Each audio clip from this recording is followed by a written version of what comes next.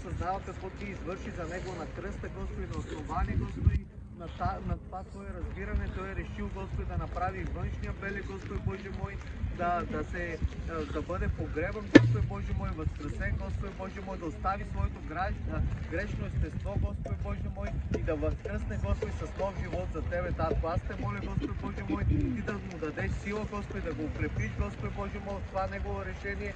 Нека, Господи Боже мой, когато Сатана идва да го изкушава, Господи, Ти да подсещаш, Господи Боже мой, в сърцето му, защото той вече не е онзи грешен човек, който беше длъжен на грехът, Господи, но той вече беше изкупен, Господи Боже мой, чрез Твоята кръв и Твоята саможертва на кръста. Аз те моля, Господи Боже мой, да освободиш умът му, Господи Боже мой, от всеки грях, Господи Боже мой, да го освободиш, Господи Боже мой, от всяко обвинение, с което Сатана ще дойде върху него.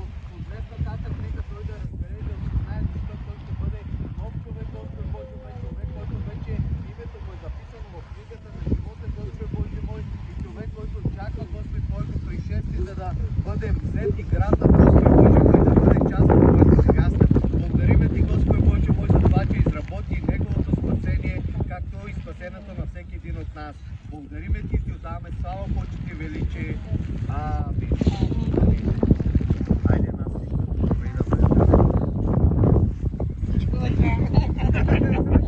Пастор Петрович.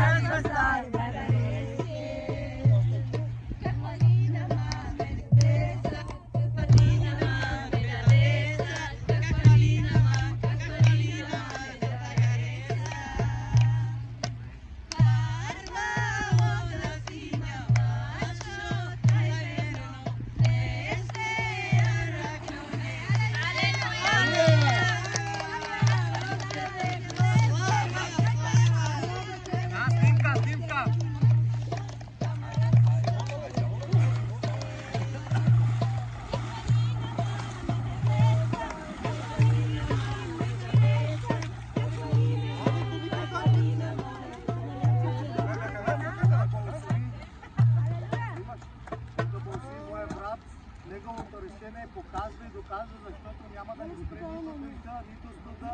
Ще седиме на Бог и ще ни се предаваме без значение от времето, без значение от ситуацията. Винаги, когато сме призовани, трябва да извършим това, за което Бог ни призова. Амин. Не. Аз като